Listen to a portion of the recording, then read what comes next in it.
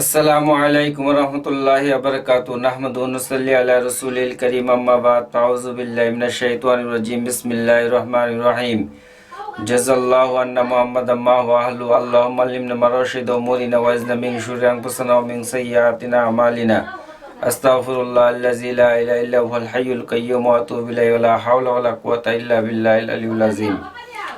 মোহাম্মদ রুকনুদ্দিন নান্দিনা পুরাতনপাড়া জামালপুরের অধিবাসী, বাংলাদেশ আমার দেশ। আমি কয়েকদিন পরে আবার ফেসবুকে লাইভে আসলাম। আমার যারা ফেসবুকের বন্ধুরা আছেন সবার প্রতি আমার সালাম, এবং সারা বাংলাদেশে সারা ওয়ার্ল্ডের ভিতরে যত মুসলমান নরনারী আছে সবার প্রতি আন্তরিকভাবে সালাম ও ভালোবাসা রইল। আসসালামু আলাইকুম ওয়া রাহমাতুল্লাহি ওয়া বারাকাতুহু। এবং অন্যান্য ধর্মাবলম্বী যারা আছেন সবার প্রতি আমার আন্তরিক শুভেচ্ছা রইল।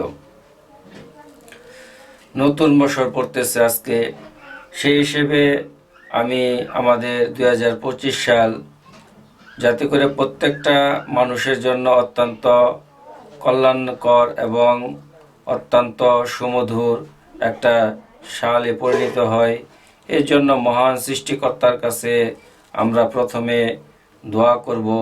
এবং আল্লাহ সুবহানাহু তাআলা প্রত্যেকটা মাজলুম যারা আছে বিভিন্ন জায়গাতে, যে সমস্ত শিশু বাচ্চারা আছে তাদের প্রতি আমার বিশেষভাবে ভালোবাসা রইল। তাদেরকে আল্লাহ তাআলা যাতে করে জালেমের হাত থেকে রক্ষা করে, বিশেষ করে ফিলিস্তিনের যে মুসলমান যারা আজকে ক্ষুধার যন্ত্রণায় কষ্ট পাচ্ছে, শীতের কাপড়ের জন্য তারা কষ্ট পাচ্ছে, আল্লাহ সুবহানাহু তাআলা তাদের প্রতি সহায় হবেন, এমনটাই আমি আল্লাহ সুবহানাহু তাআলার নিকট দোয়া করি। এবং সারা ওয়ার্ল্ডের ভিতরে যে সমস্ত আজকে এই যারা মুসলমানদেরকে কষ্ট দিতেছে, আল্লাহ তাআলা তাদেরকে হেদায়েত দান করুক। এই জন্য আমি মহান আল্লাহ রব্বুল আলামিনের কাছে তাদের জন্য আমি হেদায়েতের দোয়া করব। এবং সেই সাথে সাথে আমি এই কথা বলবো যে সমস্ত মানুষগুলো আজকে বাংলাদেশে আমরা বাস করি, যাদের বিভিন্ন রকমের অর্থ সম্পদ এবং বিভিন্নভাবে আল্লাহ সুবহানাহু তাআলা তাদেরকে সক্ষমতা দিয়েছেন এবং বিভিন্ন উপযুক্ত পরিবেশ তাদেরকে আল্লাহ সুবহানাহু তাআলা দান করছেন, সে সমস্ত ভাই এবং বোনেরা তারা বর্তমানে প্রচণ্ড পরিমাণ বাংলাদেশে শীত পড়ছে। আমরা যতটুকু পারি তাদেরকে শীতের বস্ত্রের জন্য আমরা ব্যবস্থা করব এবং তাদের বিভিন্ন রকম যে সমস্ত কষ্ট আছে তাদের এই কষ্টগুলোকে আমরা লাঘব করার জন্য আমরা চেষ্টা করব। বিশেষ করে অনেক মানুষ আছে যারা শারীরিকভাবে বিশেষভাবে তারা প্রতিবন্ধী, তাদের প্রতি আমরা অত্যন্ত যত্নশীল হব। কারণ অনেক মানুষ আছে তারা কথা বলতে পারে না, কানে শুনে না, তাদের প্রতি আমরা সবাই যত্নশীল হব।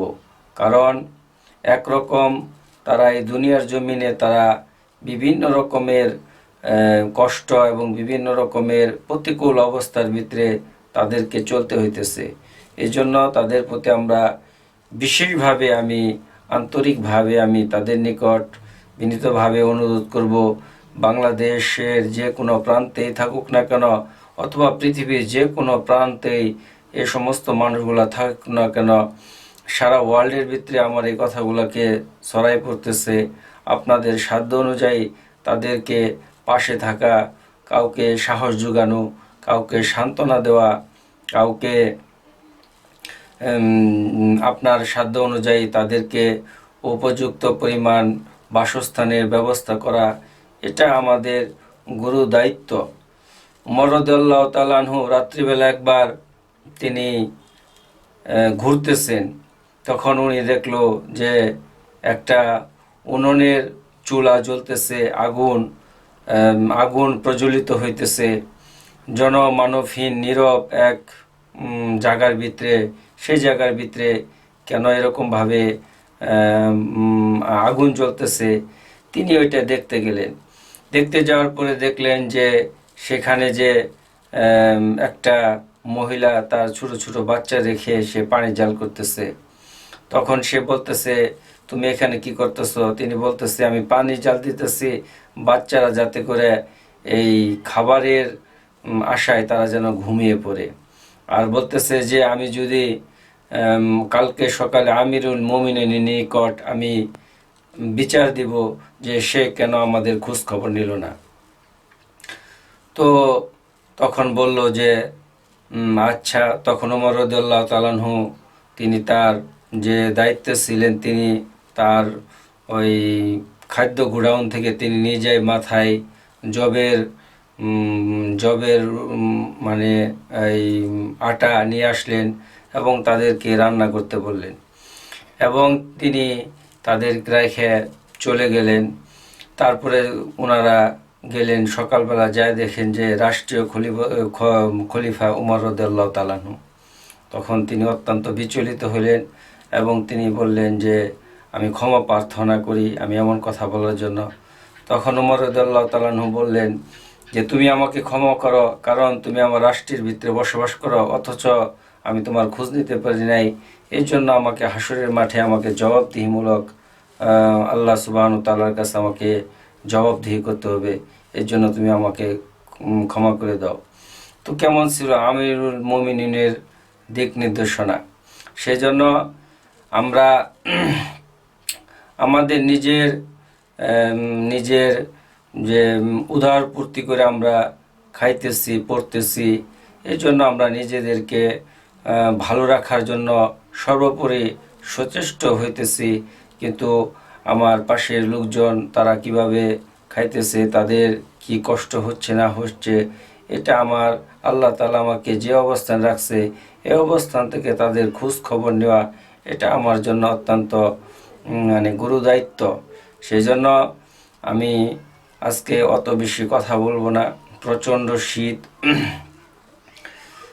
আল্লাহ সুবহানাহু ওয়া তাআলা আমাদের সবাইকে এমন একটা মানে মন মানসিকতা তৈরি করে দেখ, যার মাধ্যমে প্রত্যেকটা মানুষ একে অপরের প্রতি অত্যন্ত আন্তরিক হবে, একে অপরের প্রতি ভ্রাতৃত্ববোধ বজায় রাখবে।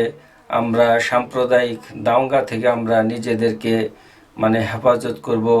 কারণ যারা বাংলাদেশে অন্য ধর্মাবলম্বী যারা বাস করে তারাও এই দেশের নাগরিক, তারা আমাদেরই দেশে বাস করে।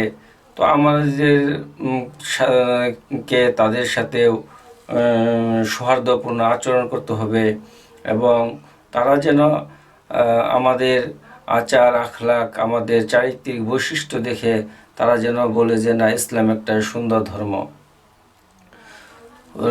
আমাদের নবী সাল্লাল্লাহু আলাইহি ওয়াসাল্লামের যুগে এক মহিলা সে শুনল যে একটা কুরাইশ বংশে এক নবী আসছে, তার নাম মুহাম্মদ। সে তার ভয়ে সে পালায়ন করতেছে, মাথায় খড়ির বোঝা ছিল। তখন আমাদের নবী মুহাম্মদ সাল্লাল্লাহু আলাইহি ওয়াসাল্লাম এই খড়ির বোঝাটাকে মাথায় নিল এবং মাথায় নিয়ে আসাইরা বলল যে তুমি কোথায় যাবা? বলল যে পাহাড়ের উপরে যাব। তো সেখানেই তিনি গেলেন। যাওয়ার পরে ওই পাহাড়ের পদদেশে যারা ছিল তারা বলল যে এই বুড়ি তুমি এগুলা কি করছো? আমরা তো এই মুহাম্মদের ভয়ে, আবদুল্লাহর বেটার ভয়ে তো আমরা এই পাহাড়ে আশ্রয় নিছি, আর তুমি এই কি করে কয় মুহাম্মদের মাথার উপর লাকড়ির বোঝা দিয়ে আসছ? তখন ওই মহিলা বলল এই কি সে আবদুল্লাহর বেটা মুহাম্মদ? সে যদি সত্যি নবী হয়ে থাকে তাহলে আমি এক বাক্যে স্বীকার করে নিলাম লা ইলাহা ইল্লাল্লাহু মুহাম্মাদুর রাসূলুল্লাহ। তো তিনি তার চরিত্র তার আখলাককে এমনভাবে পেশ করছেন দেখে সমস্ত গোত্রের সবাইকে বলল আমিও মুসলমান হলাম, তোমরা সবাই মুসলমান। সবাই তারা মুসলমান হয়ে গেল। সেজন্য আমাদের আখলাক আমাদের চরিত্র মানে যাতে করে এমন কিছু না হয় যার দ্বারা মানুষ আমাদেরকে শরম দেয়, আমাদেরকে মানুষ মানে বাঁকা চোখে দেখে, এরকম যাতে মন মানসিকতা আমাদের না থাকে। সেজন্য আমরা নিজেকে মানুষের সামনে এমনভাবে প্রেজেন্ট করব যাতে করে সবাই আমাদের আচার ব্যবহার দেখে মুগ্ধ হয়। তো আল্লাহ সুবহানাহু তাআলা আমার এই অল্প কিছুক্ষণের কথাকে আল্লাহ তাআলা বোঝার তৌফিক দান করুক। তো আল্লাহ তাআলা আমাদেরকে নেক হায়াত দান করুক, হায়াতান তৈয়্যিবা দান করুক, পবিত্র এক জিন্দগি, যে জীবনের ভিতরে আল্লাহ সুবহানাহু তাআলা মান সম্মান ইজ্জত আল্লাহ সুবহানাহু তাআলা এগুলা যাতে করে কোনো রকম ক্ষুণ্ণ না হয়। আর আমি এমন কোনো কৃতকর্ম, এমন কোনো কাজ করব না যেটা রাষ্ট্রের বিরোধী এবং মানুষের কষ্ট হয়, এমন কোনো কাজ আমরা করব না।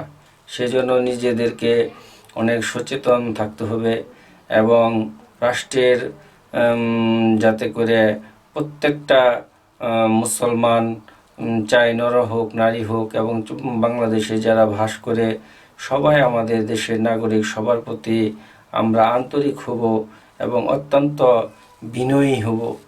আল্লাহ সুবহানাহু তাআলা বিনয়ীদেরকে বেশি ভালোবাসেন, কারণ একমাত্র আল্লাহ সুবহানাহু তাআলা চাইলে আমাকে ইজ্জত দিতে পারেন, একমাত্র আল্লাহ সুবহানাহু তাআলা চাইলে আমাকে বেইজ্জতি করতে পারেন। এটা সম্পূর্ণ আল্লাহ সুবহানাহু তাআলার ইচ্ছার উপর নির্ভর করে।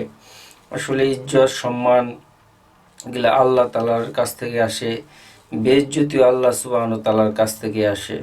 তো আমি আর কথা বাড়াই না। নতুন বছর আমাদের সবার জন্যই বয়ে আনুক অনাবিল এক প্রশান্তি, যার মাধ্যমে আমরা ভ্রাতৃত্ববোধ এবং একে অপরের প্রতি সৌহার্দ্যপূর্ণ আচরণ করব। এই বলে আমি আমার কথাগুলোকে শেষ করলাম। আসসালামু আলাইকুম ওয়া রাহমাতুল্লাহি ওয়া বারাকাতুহু। আমি আবারও বলছি, আমার নাম মোহাম্মদ রুকনউদ্দিন, নান্দিনা পুরাতন পাড়া, জামালপুর অধিবাসী, বাংলাদেশ আমার দেশ। যদি কোনো কথার ভিতরে ভুল হয়ে থাকে কাইন্ডলি আমার কথাগুলোকে শুধরাই দিবেন অথবা ক্ষমার দৃষ্টিতে দেখবেন। আসসালামু আলাইকুম ওয়া রাহমাতুল্লাহি ওয়া বারাকাতুহু।